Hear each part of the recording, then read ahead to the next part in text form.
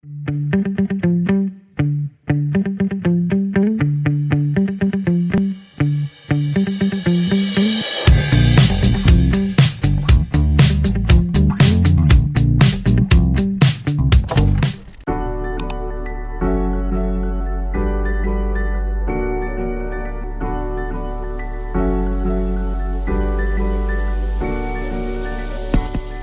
dia 5 de dezembro de 1954, às 12h25, deu-se início a um marco histórico, a organização da primeira Igreja Batista.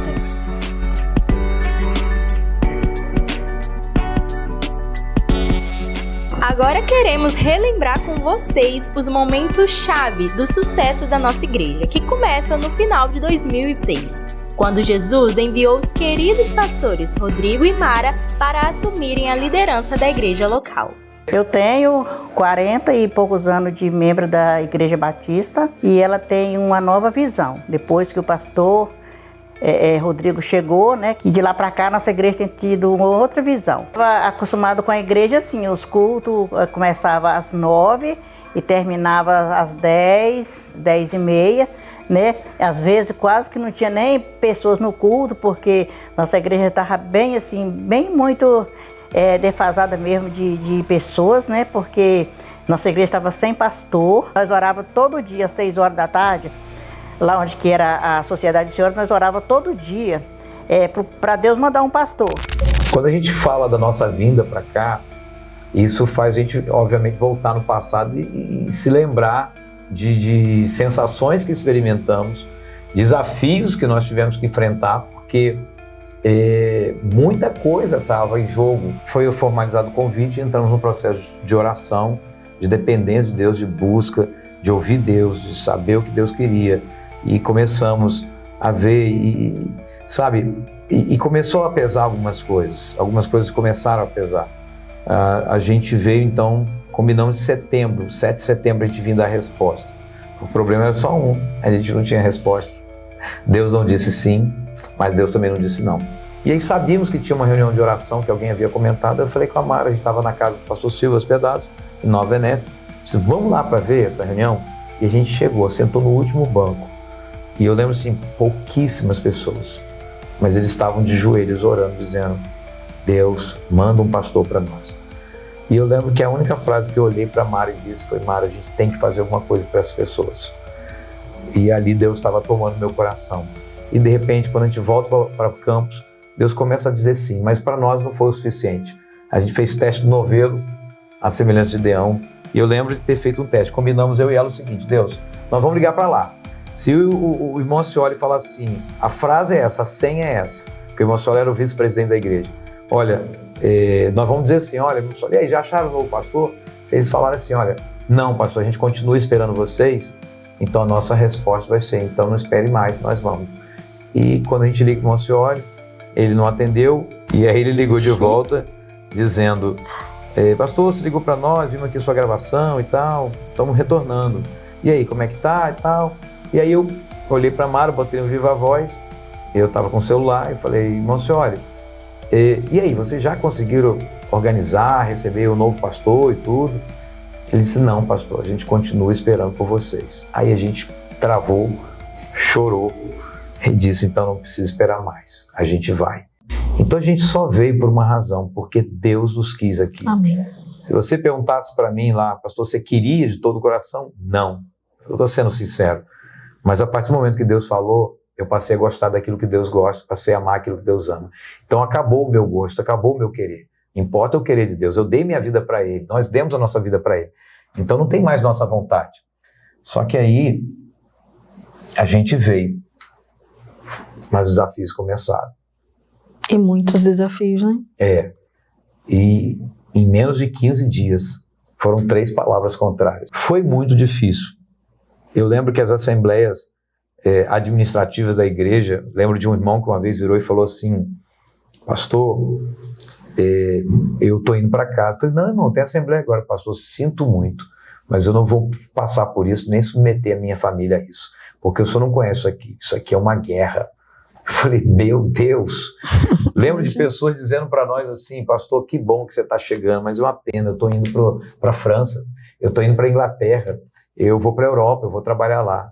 Eu falei para a Mara, meu Deus, com quem a gente vai ficar aqui? Todo mundo só falava em ir embora. Essas coisas começaram a ser desafio. Eu lembro de uma situação de um membro da igreja que sentava na fila do meio, porque eram 3 filas de bancos somente, 3 filas mesmo, e assim mesmo ficavam bem vazios, e 2 bancos que ficavam encostados na parede, e 4 ventiladores que eles não faziam, eles não ventavam, né? Não traziam vento, eles traziam barulho, eles ficavam rodando devagarzinho. Meu Deus, tinha um piano, um teclado velho, e depois a gente conseguiu comprar um violão no processo. Bateria não tinha, as pessoas muitas vezes não ficavam em pé para adorar a Deus, ficavam sentados na hora da louvor, eles assistiam o louvor. E sabe, tudo muito precário, os microfones, tudo era muito difícil. E eu lembro que uma pessoa sentada no meio, ele me olhava pregando, e ele justamente ficava desse jeito aqui, ele cruzava as pernas e ficava com a mão na coxa e me olhando pregar. E quando ele achava que já estava o tempo suficiente, ele olhava para trás, para o relógio, e olhava para mim do tipo assim, você não está percebendo? E aí eu me lembro que foi logo os primeiros momentos. E lembro que ele fazia assim, ó, batia no relógio olhando para mim. E assim, com 29 anos de idade, que 29 anos de idade foi a idade que eu tinha quando cheguei aqui, eu chamei a irmã zeladora e falei, tira o relógio. Disse, não, pastor, esse relógio não, isso vai dar um problema, porque tem gente que doou esse relógio, isso. Falei, irmã, tira o relógio. E ela tirou o relógio, e foi do jeito que ela falou. Questionaram por que o pastor não manda, e por que ele fez isso, aquela coisa toda. E eu lembro então que veio o culto seguinte, no domingo seguinte, lá está o irmão. E aí quando ele achou que deu, ele fez a mesma coisa que ele fazia sempre. E ele olhou para trás, mas quando ele olhou para trás, o relógio não estava lá. E eu lembro que ele ter olhado assim, e olhado para mim, e por dentro eu estava gargalhando, mas eu mantive a postura. E esses desafios foram acontecendo, a retirada, né, de determinados elementos que ficavam no altar, um púlpito que ninguém podia mexer, uma Bíblia que ninguém podia tocar, né, enfim. E os desafios começaram. E tudo que se fazia aqui era uma perseguição que só. Né? Eu lembro que a gente começou a tentar trazer alegria para o povo. E às segundas-feiras a gente ia para a casa de recuperação que tinha para ministrar para aquelas pessoas que estavam ali, os internos, né? E eu lembro que a gente assim, abraçava muito, começou a abraçar muito, começou a brincar muito, sorrir mais nos cultos, a ser mais leve e adorar a Deus com alegria. Aí começou, não, tá uma dançação naquela igreja, e agora lá, agora o povo lá só fica dançando. E essas conversas, sabe? E interessante que meus maiores perseguidores eram aqueles que diziam ser filhos do mesmo pai que eu, né? Não eram os ímpios que perseguiam, mas aqueles que se diziam crentes, muitas vezes. E eu lembro que, no meio desse processo todo de mudança, a gente tentando trazer algo novo, tentando trazer uma realidade nova, tudo era muito difícil. A estrada até Santa Maria era de chão, até Sobradinho era de chão, até o 15 era terrível, mas a gente nunca deixou de ir, a gente pregava todas as quartas. Eram 4 quartas, né? Primeira quarta em Santa Maria, segunda Bela Vista, terceira em Sobradinho, a quarta no Patrimônio do 15. No 15 que ainda nem tinha, né? Nem tinha, a gente reunia embaixo de pé de abacate ou na sala de um irmão, né, do irmão Geraldo. E começou a formar o Ministério Louvor. Eu lembro que na época a gente reuniu mais de 29 pessoas embaixo de uma cantina que tínhamos aqui precária, naquelas madeiras, aquela coisa bem antiga e já assim caindo. E eu lembro que não tínhamos o pré-educação, era umas salas embaixo, um amarelão e um teto caindo assim, um ventilador que não dava conta. Então a primeira ação nossa foi reformar aquelas salas e aí paramos por um ano a EBD nas salas e levamos para dentro do templo. E eu lembro que eu dei um estudo sobre o Apocalipse, acho que um dos melhores estudos que a gente conseguiu trazer aqui de um livro inteiro. E aí também perseguição, porque a igreja não tem mais EBD, o pastor tirou EBD. Eu falei, não, gente, eu só tirei de lugar, só não vai ser na sala, porque a sala não dá para a gente se reunir. E aí fizemos a reforma das salas, 8 salas que ficaram muito boas. e depois, outros anos seguintes, fizemos a parte de cima, construímos mais 6 salas, depois construímos o restaurante, construímos apartamentos, ampliamos o templo antigo, colocamos uma galeria lá, mas Deus foi fazendo, Deus foi acrescentando pessoas à igreja, acrescentando, e batismos acontecendo, e eu falava numa reunião recente, irmãos, agora vamos completando 18 anos de ministério em Boa Esperança, 2 anos em Campos. Então, nesses 18 anos, nunca houve um ano que a gente não batizasse pessoas. Amém. Um ano sequer. Era o domingo de Páscoa e eu fui convidada para visitar a igreja. Aí foi naquele momento, naquele dia, eu estava muito triste, angustiada, sem esperança. Até então eu tinha passado por muitos traumas na minha vida e eu não sabia como lidar com aquela situação. Eu pensei, Deus, para que eu estou vivendo se nada na minha vida dá certo? Tudo que eu quis conquistar foi tirado de mim. Aí foi aquela noite, eu me arrumei, fui à igreja. Cheguei ali, né, quando começou aquela cantata de Páscoa, o Espírito Santo já começou a falar comigo. E foi naquele momento que eu senti o amor de Jesus pela minha vida.